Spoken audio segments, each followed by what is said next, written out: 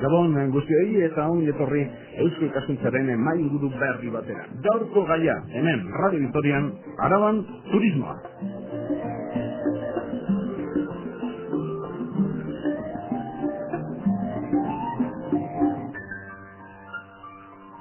Muy buenas noches y bienvenidos a una nueva tertulia de Sociedad de Estudios Vascos en Radio Vitoria. Hoy, turismo en Álava. Hablemos de esta cuestión con nuestros tres invitados. Vamos, sin más, con las presentaciones.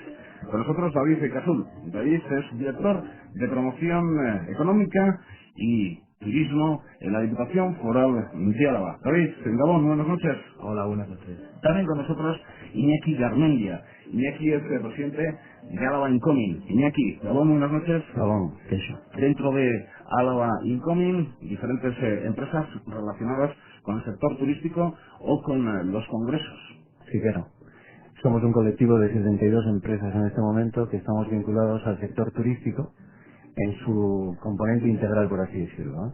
Es una asociación con características empresariales muy dispersas, pero que coincide un poquito con la naturaleza de la actividad turística, que no solamente está nutrida de agencias de viajes, hoteles y restaurantes, sino que efectivamente también se tienen que incorporar empresas de servicio, empresas de asesoría, empresas de consultoría, de transportes, etcétera, etcétera. Y esto es un poquito la personalidad, por así decirlo, de los componentes que formamos en este momento a la venta. Y el tercer invitado, Koldo Usín.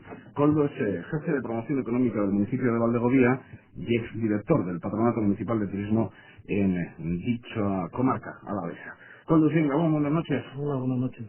Bueno, yo no sé si tu relación con el turismo, en Valdegovía, ahora también responsabilidad en promoción económica, pero a nivel turístico, llegas a Valdegovía, lo conoces, te encanta, te enamora y empiezas a preocuparte de esta cuestión. ¿Y por qué no tener visitantes y que este sea uno de los potenciales de una de las comarcas de Álava con menor densidad y con mayores dificultades para estar dentro de los ejes de comunicación que suele necesitar, por ejemplo, la industria?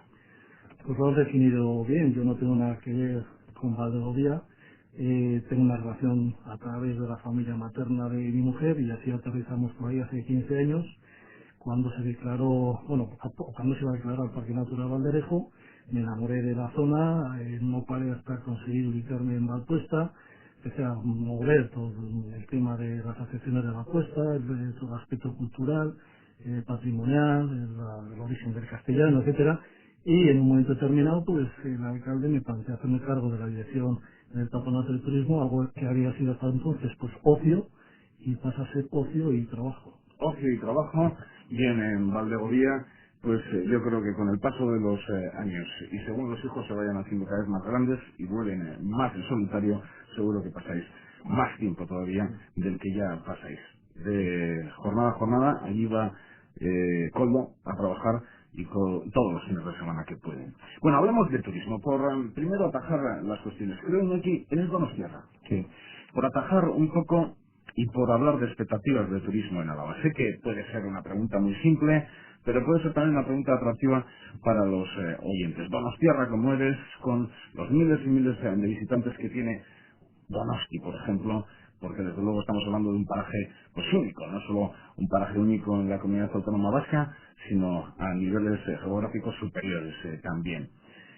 Claro, cuando hablamos de Vitoria-Gasteiz o de Álava Turismo, no estamos hablando, no se puede comparar con Donosti Turismo. No, y además no sería ni conveniente ni para Álava ni para Donosti, ¿eh? Bueno, tengo que decir una cosa, yo soy donostiarra, pero llevo viviendo en Álava 24 años, ¿eh?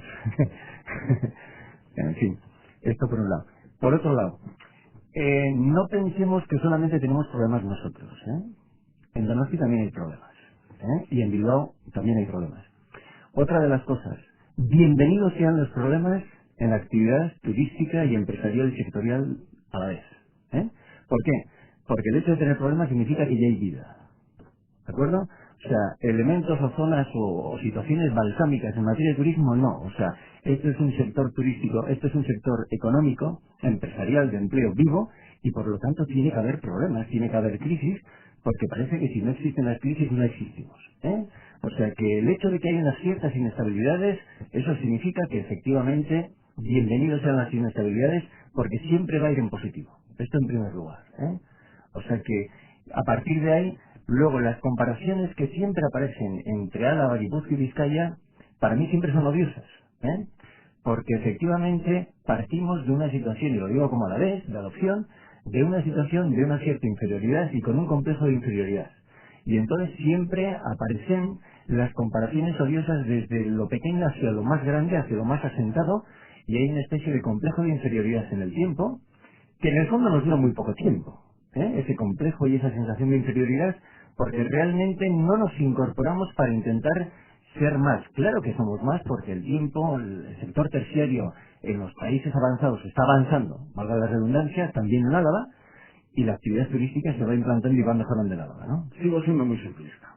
Sé que las comparaciones son odiosas, no te gustan, pero sigo con ellas. ¿Qué quiero decir con esto de Donosti? Cuando uno va a Donosti y ve la cantidad, por ejemplo, de personas que pasan desde el otro lado de la Muga, franceses o no franceses, incluso desde puntos mucho más lejanos. Espectacular, por cierto, la cantidad de matrículas francesas que se puede encontrar uno en los parkings del centro de Donosti un sábado a la tarde. Espectacular los porcentajes.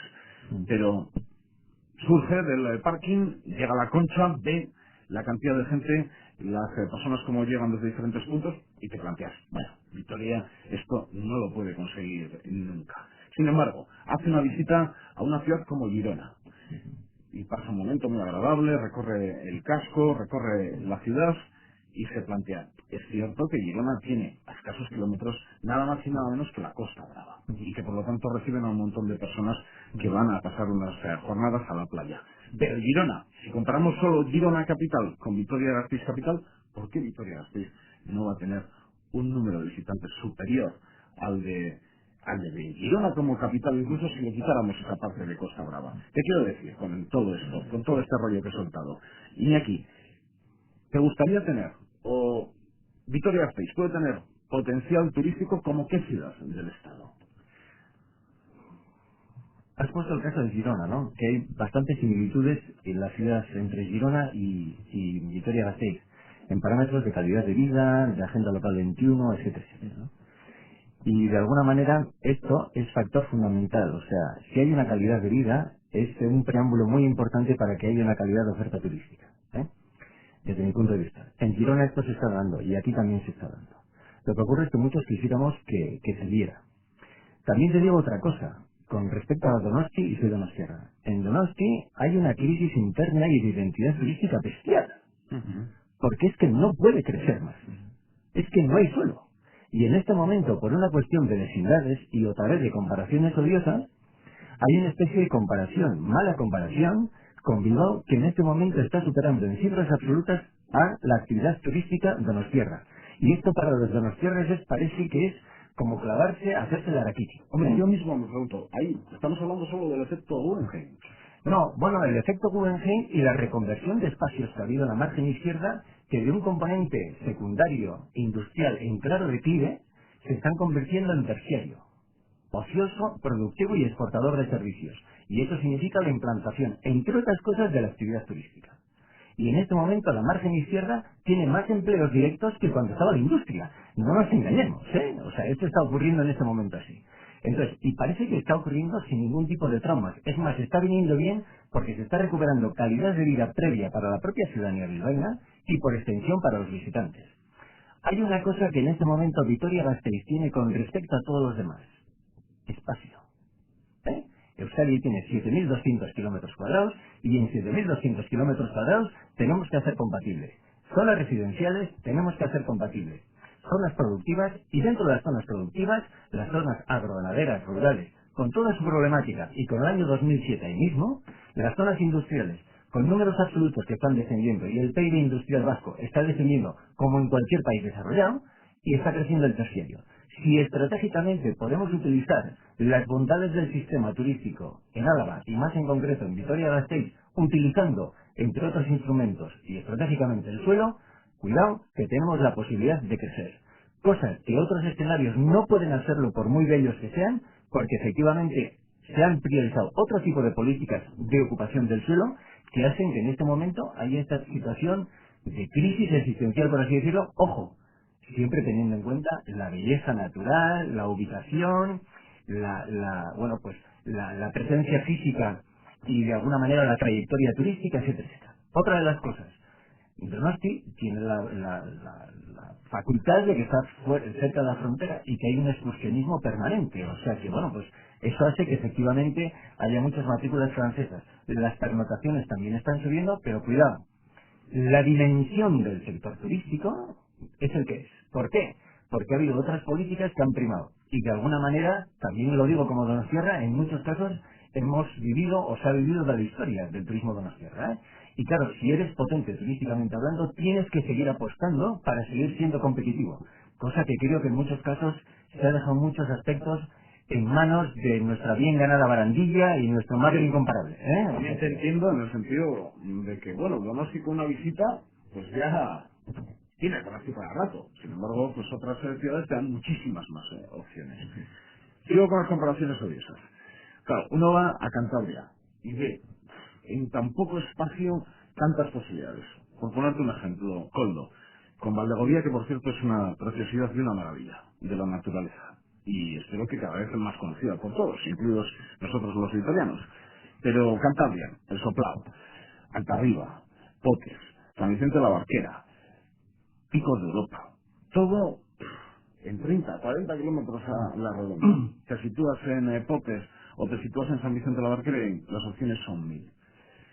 Sin embargo, vas a otras zonas de Extremadura y hay que hacer largos recorridos para ver diferentes aspectos del turismo de una zona y que te lo venden en el mismo paquete. Valdegovía, en ese sentido, ¿con quién se puede comparar? Porque aplicando esos ejemplos que dábamos, que sé que son odiosos, pero que es una forma muy relajada hablar de turismo, ¿con quién se puede comparar Valdegovía respecto a lo que se ha hecho y lo que se puede hacer? Bueno, antes me gustaría comentar una cosa, que cuando hablas de las diferencias o similitudes de las tres provincias o los tres territorios históricos y la orientación que se está dando al turismo, yo creo que el mal parte desde hace bastantes años, ¿no? En primer lugar porque cuando se establece un poco la política de turismo, de alojamientos, etcétera, el gobierno vasco en aquel momento se fija, creo que no se cree totalmente que la apuesta por el turismo, lo hace porque por inercia, porque todas las comunidades autónomas lo van haciendo. ¿Hace cuántos años hablas, Coldo? Pues está hablando de 20 y tantos años, Vamos, que se comienzo comienza con democracia, Rosa ¿no? Díez cuando se empieza a planificar el tema del turismo, ¿no? ¿Qué es lo que se hace? Se fija en dos ofertas, que es la de ciudad, monumental, congresual, y la de playa, la de costa. Y no se fija en el potencial que tiene el turismo en el medio rural. El medio rural es como algo sacrosanto que no se puede tocar. El agroturismo pequeñito, el alojamiento que se puede ofrecer tiene que ser pequeñito, en fin. Creo que sigue pensando que va a ser una sociedad industrial y el turismo lo ve como algo, un poco una actividad residual, ¿no? Marginal.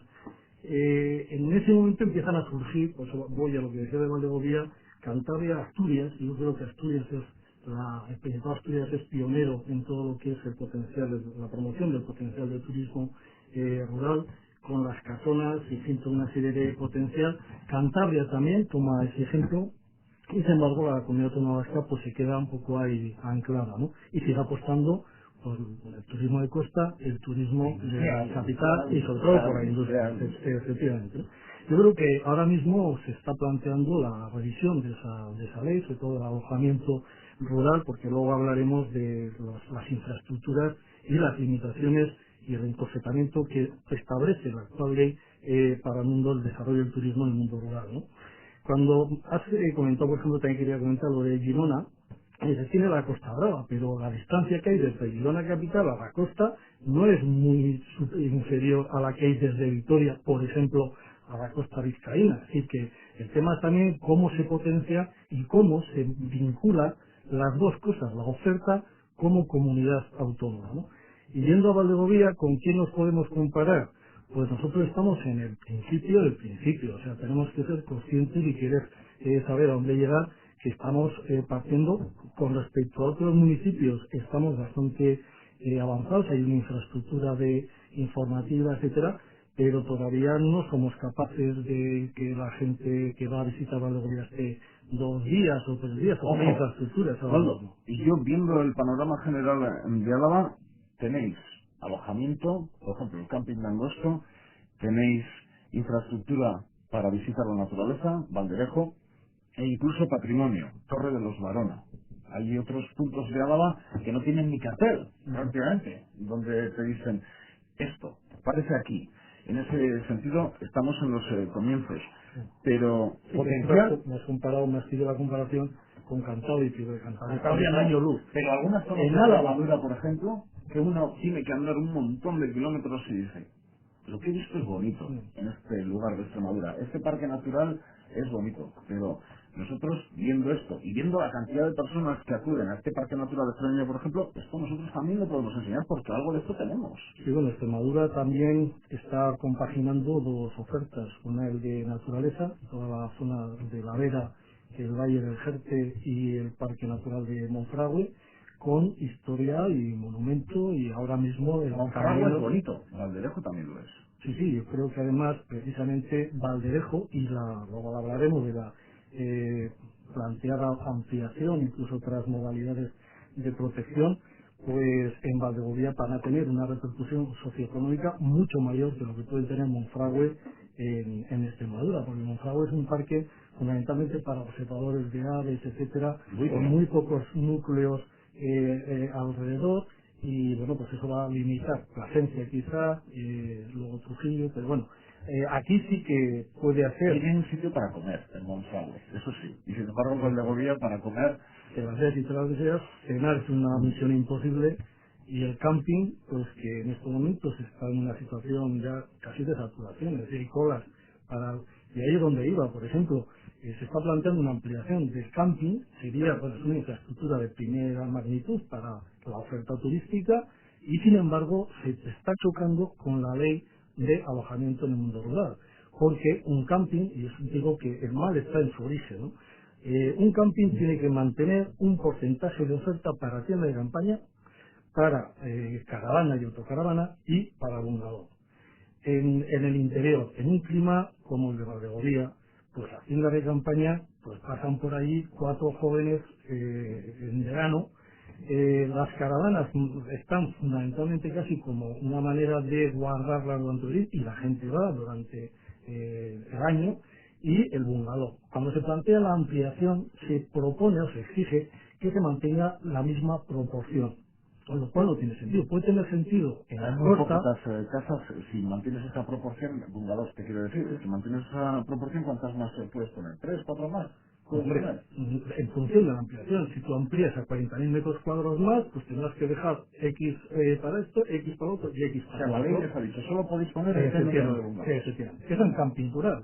Entonces, pues yo digo que eso puede estar bien para una zona de costa, con un clima más benigno, para la zona sur, pero en una zona interior, pues eso no tiene sentido en estos momentos, ¿no? Donde la gente ya, que menos que hace camping, va con caravana o con autocaravana. Y los que quieren ir como familias con hijos pequeños, que es la clientela que va, el turista medio que va allí, pues quiere tener un bungalow.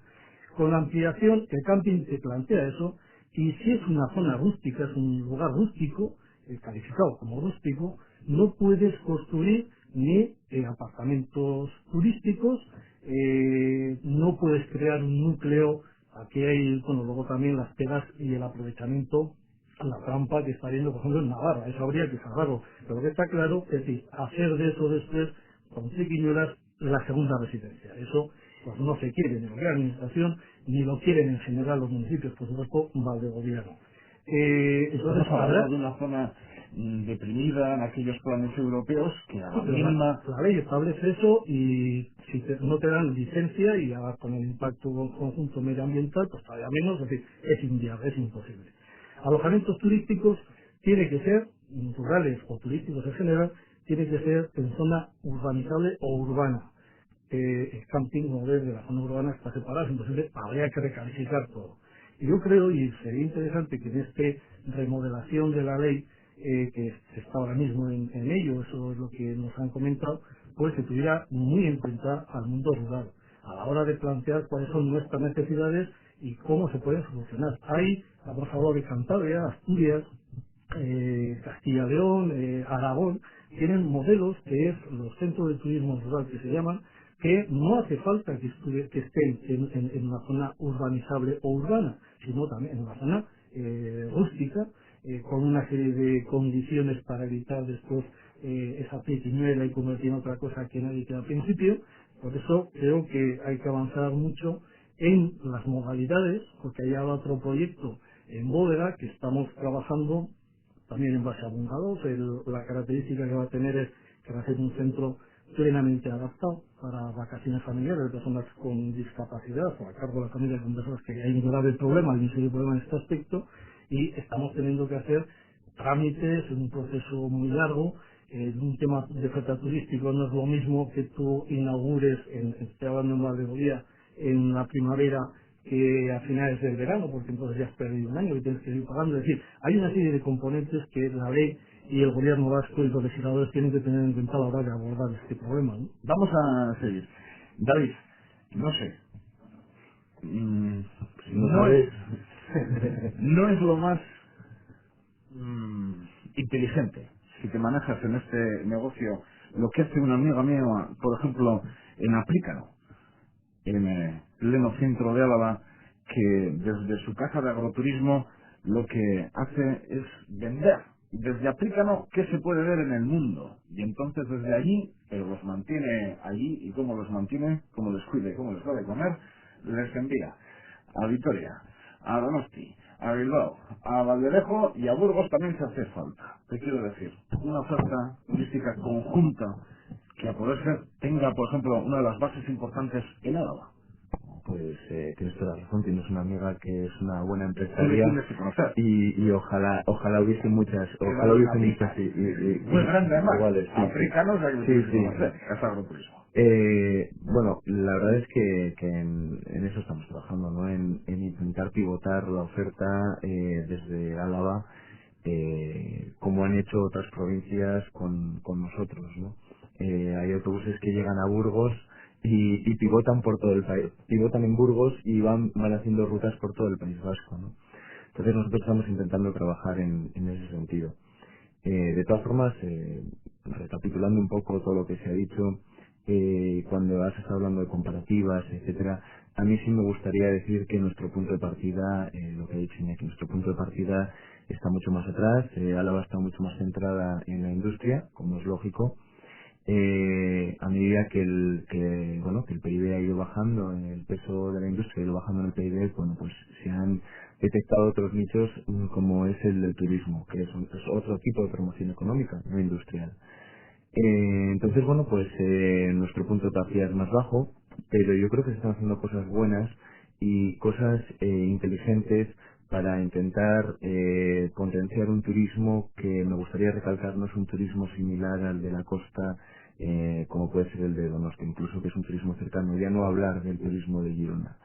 Es un turismo mucho más gastronómico, mucho más cultural, mucho más de corta estancia. Incluso me atrevería a hablar de un nivel económico superior, que reclama otro tipo de, bueno, pues de demanda de turismo, de alojamiento de calidad. No va tan a tropel, ¿no?, como puede ir en la costa. Entonces nosotros estamos intentando entrar en ese nicho de mercado que yo creo que es interesante. Y bueno, pues desde la Diputación estamos trabajando en potenciar ese tipo de turismo, pues poniendo valor, como obras o infraestructuras como puede ser la catedral, como puede ser todo el tema de Salinas, toda la zona de Sobrón. Yo creo que se están haciendo una serie de apuestas por un turismo, como yo llamo, abierto por obras, que es interesante. Quitando todo el tema o hablando también de todo el tema de gastronomía, todo el tema de Rioja Alavesa, evidentemente tenemos un tirón Y eso funciona importante. sola. Necesita cosas. No, funciona sola. Yo Pero siempre desde digo, luego, si no funciona Rioja Alavesa, es que no sabemos. no es que no funcione, es que o funciona sola, es que las cosas hay que moderarlas, cambios, las cosas hay que hay que estar moderarlas, en el ¿no? mercado, hay que saber lo que se ofrece en otros sitios, de acuerdo. Es que, Pero si Rioja Alavesa no funciona, es que no sabemos. pero lo mismo podríamos decir de un parque natural como el de Valderejo, o sea, funcionaría solo por lo bonito que es, ¿no? El vino funcionaría solo por lo atractivo que es el vino. Pero hay que moderarlo. Con los parques naturales pues tenemos un problema. Es decir, cuánta gente queremos que venga a visitar el parque, está abierto el parque o no está abierto el parque, o lo tenemos simplemente para que se vea desde la ventana de la casa de agroturismo, ¿no? Y lo mismo pasa con Rioja Alavesa. Cuánta gente podemos absorber, cuánta gente o qué tipología de gente queremos y qué infraestructuras tenemos, no solamente diarias, pero también de alojamiento, para acoger ese tipo de gente, ¿no? Entonces, Rioja Alavesa es verdad que funciona sola, pero bueno, la Diputación tiene que estar y está pues impulsando actividades como puede ser el tema de rutas del vino, que yo creo que es una iniciativa público-privada muy importante y va a moderar muy bien y va a potenciar muy bien todo lo que es la zona de Rioja Alavesa y por ende Álava, porque también Vitoria está metido en ello. Que no se enfade nadie en Rioja Alavesa cuando funciona sola. Quiero decir, estoy convencido que son muchas las carencias y las necesidades y las apuestas que ha realizado el sector. En este caso no solo el terciario, sino también el primario, que se unen en algunos casos para abrir sus bodegas y abrir sus maravillas. Quiero decir que potencial turístico sí que lo tiene. Necesitamos saber explotarlo también. Pero, por ejemplo, en el tema de Rioja Alavesa, una carencia que en alguna ocasión sí que me ha demostrado algún habitante de La Guardia, es pensáis que vienen muchos, pero es cierto que vienen, dan una vuelta, van al baño y se marchan, no se quedan. ¿Sigue ocurriendo esto? Vamos a ver, yo creo que utilizamos mal dos verbos. Cuando decimos vienen, no. Si realmente vienen, si van al baño, es que es lo único que somos capaces de ofrecerles. Esto históricamente, y ahora parece que se está de alguna manera definiendo como tal, ¿no? Siempre el vino ha sido terriblemente hedonista, y en este momento ya estamos llegando a una sofisticación tanto en cuanto a consumos, que es capaz de generar desplazamientos para conocer in situ de dónde proviene un vino. Y esto está generando flujos turísticos, enoturismo que se llama, el movimiento enoturístico. Y Rioja Alavesa, pues efectivamente ha sido así. El desarrollo de la Rioja Alavesa con respecto al resto de las cuadrillas está, desde nuestro punto de vista, está bastante claro. Esa especie de flujos naturales de excursionistas, de gente que va y viene en el día, de Vizcaya, de Guipúzcoa sobre todo, que ha estado allá y que efectivamente se convirtieron en turistas, ya estoy hablando hace 40 y 50 años, ¿no? Con estancias, con veraneos, cuando existían veraneos. La Bastilla y demás. Efectivamente, bueno, pues está dando paso a que eso se ha mantenido, pero además hay una serie de excursionistas que vienen durante todo el año por el motivo del vino y que eso hace que generen desplazamientos. Eso obliga a que efectivamente hay que trabajar, y hay que trabajar más porque hay una especie de atracción natural o preexistente que hace que tengas que trabajar más. Entonces, ¿qué ocurre? Que las bodegas, sin dejar de ser bodegas, porque claro, las bodegas, tenemos una ruta del vino maravillosa, donde hay una serie de compañeros que están trabajando en ella, pero sería aconsejable que sin dejar de ser bodegas fueran más visitables de lo que son en este momento. ¿Por qué? Porque hay una demanda de comercialización y de generación de experiencias que nos obliga a que efectivamente las bodegas, insisto, sin ser bodegas, se vayan reinventando y sean bodegas, restaurantes, hoteles, tiendas de merchandising, museos, etcétera, etcétera. Y eso conlleva una actuación sobre lo preexistente, en este caso, en bodegas. Y eso significa una oportunidad económica añadida a las preexistentes vinculadas al vino que existen en Rioja Alavesa. No le estás pidiendo esa apuesta a bodegas Faustino, sino a todo el mundo, al grande y al todo, sí, porque efectivamente hay públicos objetivos para todos. Se tienen que llegar a terciarizar, sin perder el componente agroalimentario primario y rural que tienen, sin perder esa personalidad, se tienen que incorporar y dotarse de una personalidad añadida. Y eso significa que se tiene que trabajar de manera transversal. Y eso significa que tanto a nivel de empresa privada tiene que ocurrir esto, y a nivel de instituciones 3/4 de lo mismo. O sea, las instituciones tienen áreas o departamentos totalmente verticales donde efectivamente la agricultura, la ganadería, el medio ambiente, el turismo y la economía tienen sus departamentos estancos, pero la actividad turística nos obliga a trabajar de manera transversal. ¿Hay algún viticultor que conoces en Rioja Alavesa que ya ha apostado? Ya lo está haciendo. Lo está haciendo y lo están haciendo muy bien. A algunos... ¿Me hablas de parte? ¿De quién me hablas? Exactamente, no, por ejemplo. Sí. A algunos o a muchos nos gustaría que efectivamente se incorporarían más. Es más, la tendencia va a ser que se van a incorporar más. Igual, posiblemente en muchos casos forzada, porque igual tienen problemas de comercialización y de venta de vinos y se tienen que incorporar a políticas complementarias añadidas vinculadas con la actividad turística. David. Estoy de acuerdo, es lo que se está haciendo, es lo que se está haciendo en California, lo que se está haciendo en Australia, eso es en Burdeos, sin irnos más lejos, el viticultor está viendo en la venta al turista una fuente de ingresos importante. Entonces, cuando Iñaki decía que las instituciones tienen que apoyar, yo creo que ahí estamos apoyando que las bodegas vayan abriendo poco a poco, y no solamente abriendo, sino que abriendo con un horario concreto. Ahí estamos trabajando en rutas de vino, con un horario concreto, con una visita guiada, con una persona que hable inglés, que hable idiomas, con la posibilidad de poder comer en la bodega. Quiero decir que esto del turismo, que por lo que tú decías, que bueno, la Rioja Alavesa tiene un atractivo, sí, pero hay que moderarlo. Y hay que guiarlo, porque si no puede que uno abra un día y al día siguiente pues le viene mal y no abre, y eso para el turismo es fatal. Entonces, por una parte, y por otra parte me gustaría un poco no responder a Iñaki porque ya lo conoce, pero sí decirlo, que dentro de la Diputación se ha visto que el turismo es un departamento, aunque esté dentro del Departamento de Promoción Económica, es un área totalmente horizontal, que toca a patrimonio, que toca a agricultura, que toca a medio ambiente. Y entonces se ha creado una comisión interdepartamental de turismo en la que nos juntamos y hablamos y nos comentamos cosas y nos coordinamos cosas, para que no vayamos uno por un lado y otro por otro, y por lo menos hagamos una promoción conjunta y veamos los problemas de uno y otro, y que turismo al final promociona, pero el que genera es el de patrimonio, el que genera es el de medio ambiente, y el que genera es el de agricultura. Entonces, un poco recalcando esto, esto es fundamental, teniendo en cuenta la naturaleza multidisciplinar de la actividad turística, lo que he dicho. Tanto las instituciones como las empresas privadas tienen que empezar a desarrollar relaciones atípicas para que haya una especie de continuo a la hora de generar experiencias en los turistas. Entonces, hasta ahora los bodegueros han tenido una serie de relaciones comerciales, profesionales, más o menos predecibles, asentadas en el tiempo, etcétera, etcétera. Dentro de la actividad turística, las instituciones también. Pero es que la actividad turística, el turista, el consumidor, nos obliga a trabajar de manera transversal.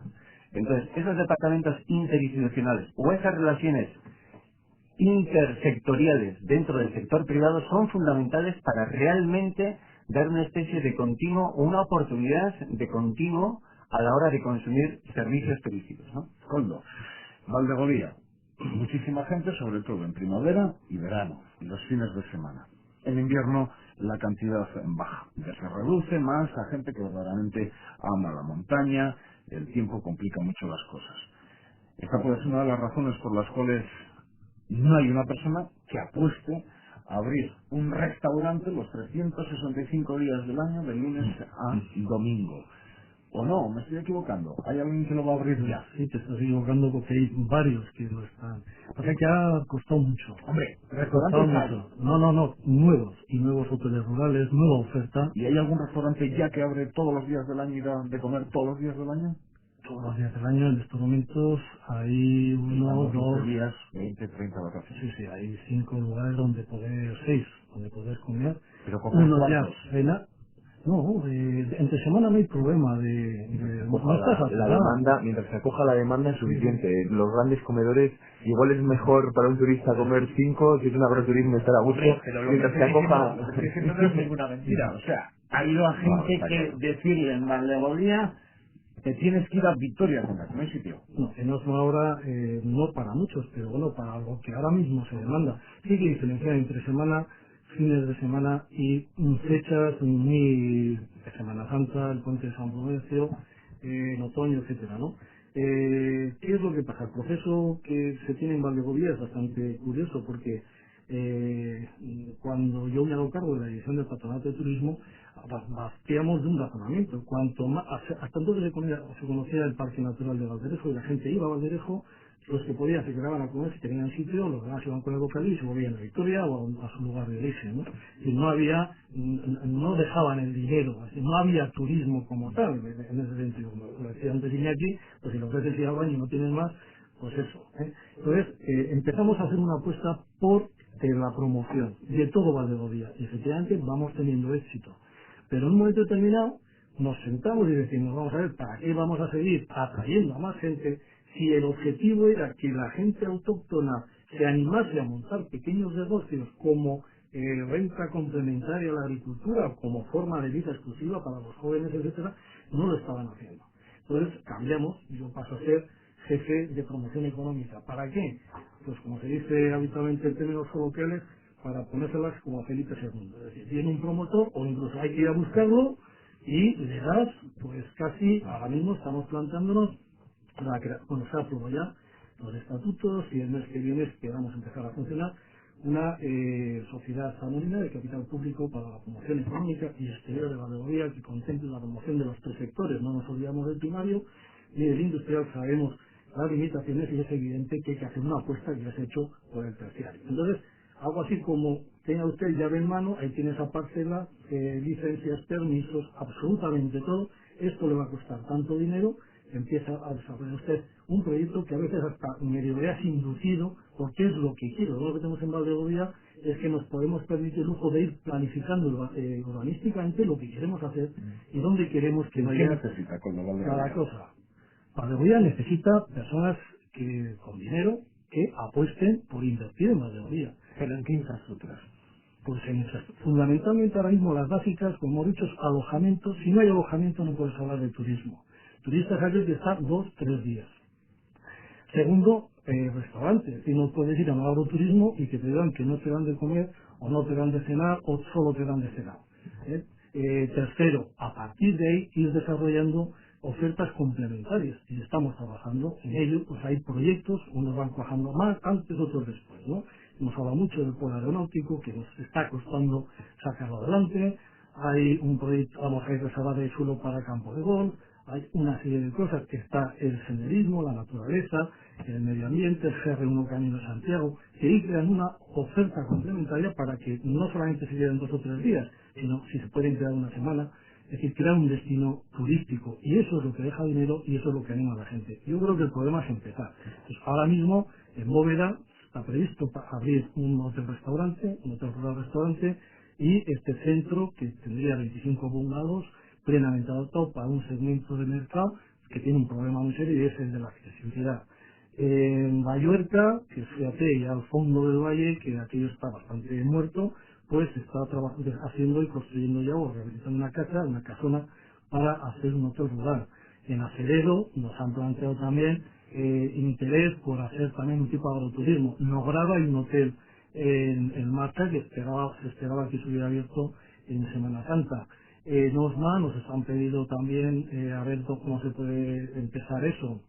Villanueva de Valdegovía, también hay alguien de Villanueva que está interesado en ese proyecto.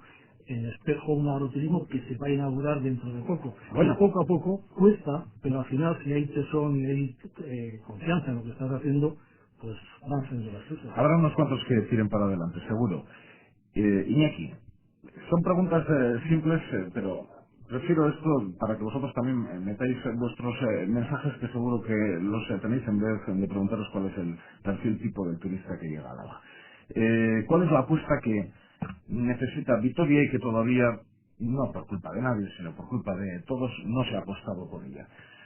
Sé que para ti una es el medio ambiente, sé que las carencias en congresos son evidentes, pero así como Donosti tiene que trabajar y tiene que hacer mucho, tú lo decías, no puede ser la belleza natural y ahí me quedo, pero está claro que la belleza natural marca su concepto de turismo también. Luego está Bilbao con el efecto Guggenheim, con toda la remodelación de las márgenes de la ría. Vitoria-Gasteiz, ¿cuál tiene que ser la apuesta de Vitoria-Gasteiz? Si no me sirve solo la catedral, claro, porque la catedral es un edificio.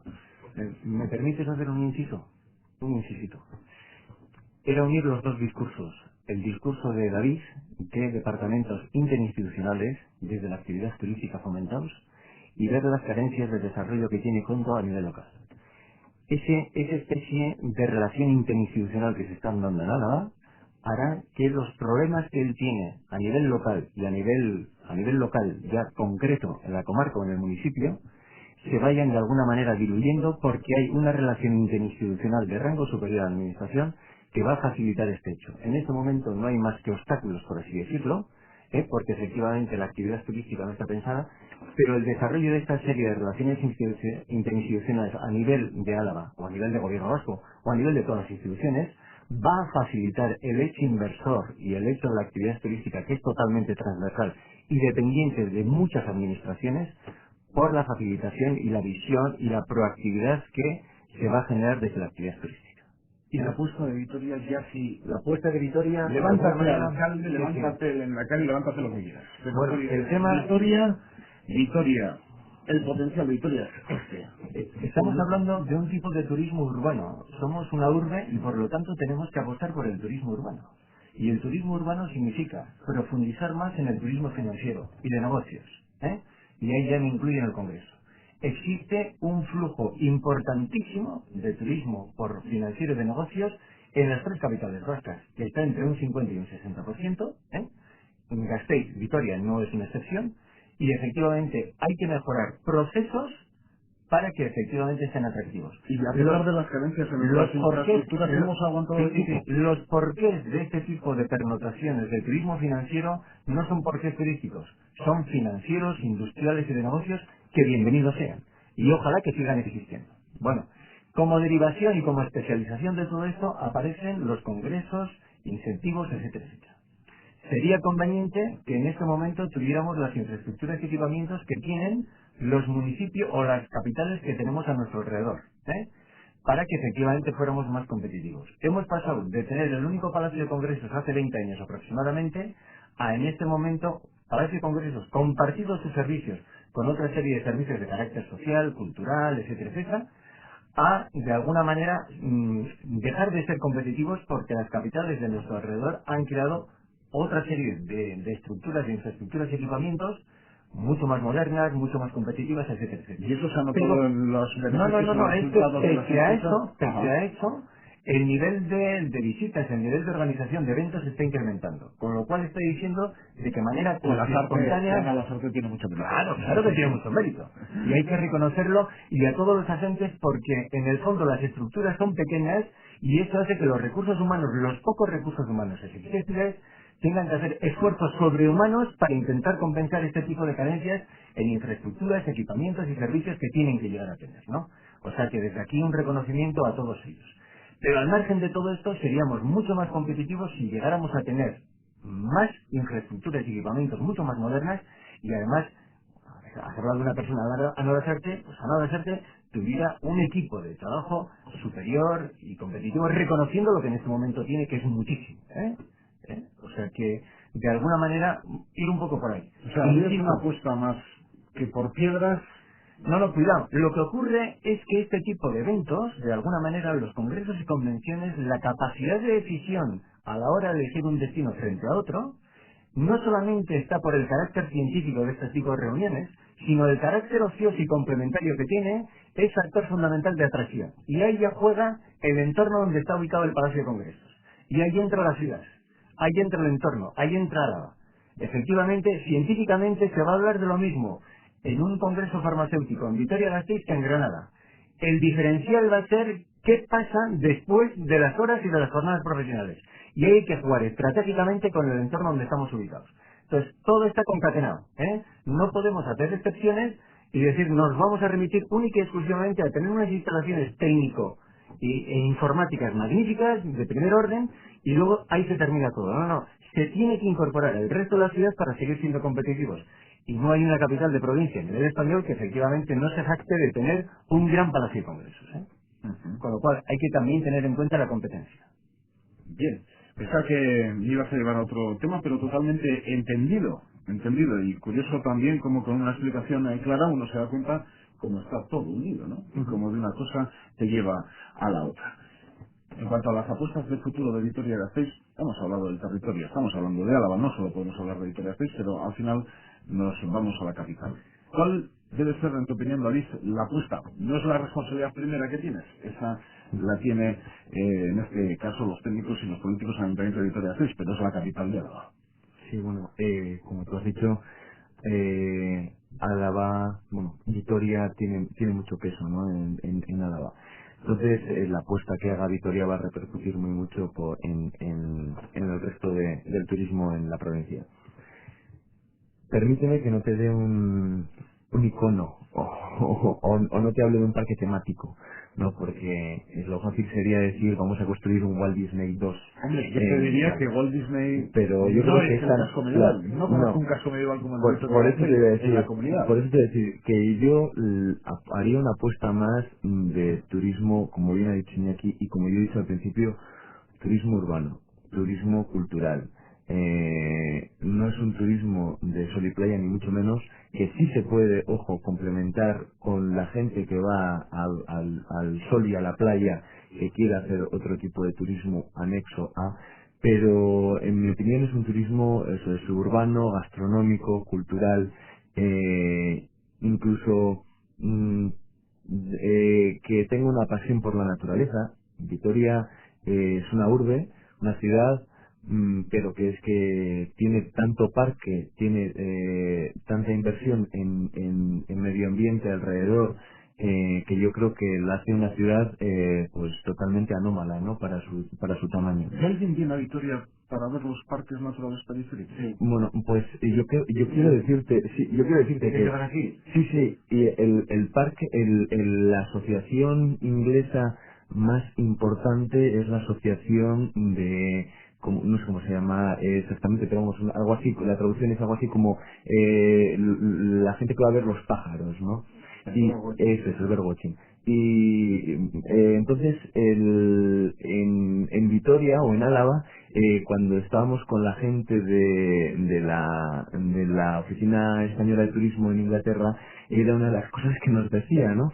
Oye, esto para la asociación es impresionante. Entonces tú dices, ¿y hay gente que viene? Pues sí, hay gente que es capaz de venir a ver pájaros, ¿no? Pero antes que no sean tres, porque yo tengo tres amigos también muy raros, ¿eh? No. Que tiene el periódico No, pero desde la última página.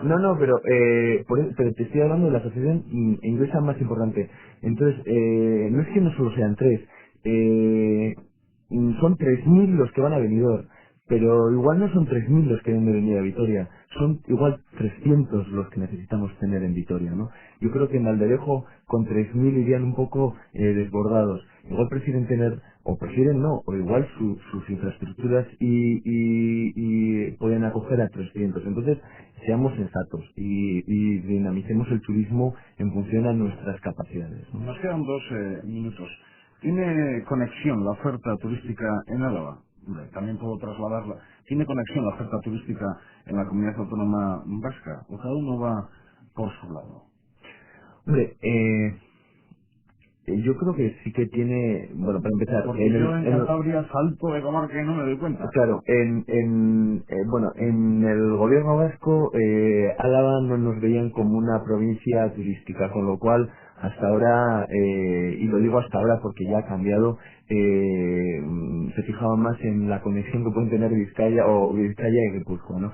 Yo creo que sí que están haciendo pues un trípode interesante desde el gobierno vasco en el que potencian eso, en el que potencian en Álava se fijan en el vino, lo mismo que en Guipúzcoa se fijan en la concha, lo mismo que en Bilbao se fijan en el Guggenheim.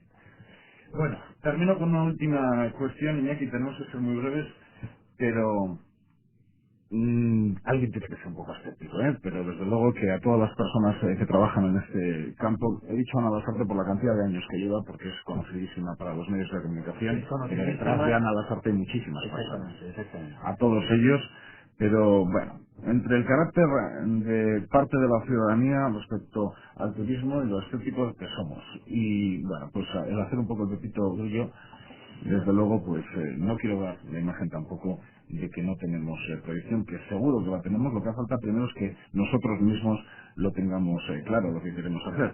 Pero sí que, Iñaki, esta misma mesa que está ahora aquí en Vitoria-Gasteiz, con 3 personas relacionadas con el mundo del turismo, con el mundo congresual, con este mundo, como esta mesa se pueden organizar decenas de mesas en todo el Estado, porque todo el mundo está trabajando en este campo. Todo el mundo piensa que su comarca, su ciudad, su pueblo tiene potencial. Nadie tiene mi jojeo, ¿no? Pero bueno, pero se está trabajando también a nivel de agricultura, a nivel de viticultura, a nivel de medio ambiente, a nivel industrial. Se está trabajando en todo. Este mundo cada vez es más competitivo y nosotros somos y hemos de alguna manera hemos demostrado que a nivel de gestión, a nivel de emprendedores, el País Vasco y Álava somos netamente emprendedores. ¿Por qué no serlo más en actividad turística? Cuando el tiempo, por así decirlo, nos está dando la razón, ¿no? Has hablado antes de empresarios o de técnicos y de grandísimos profesionales que existen. Y de alguna manera, la pena es que de alguna manera no tengan más soportes, más equipamientos, más servicios para efectivamente el gran know-how, el gran saber hacer que tienen todavía sea mucho más grande del que en este momento están demostrando. Eso es así de claro. O sea que, pero, insisto, estamos en una sociedad del siglo XXI donde la competitividad es bestial. Se está trabajando a nivel mundial, pero en industria, en agricultura, en productos agroalimentarios y también en turismo. Y efectivamente esto es lo que hay, ¿no? Coldo, tenemos que marcarnos. Otro día. Pues algo, sí, todavía mucho que decir. Desde luego que sí.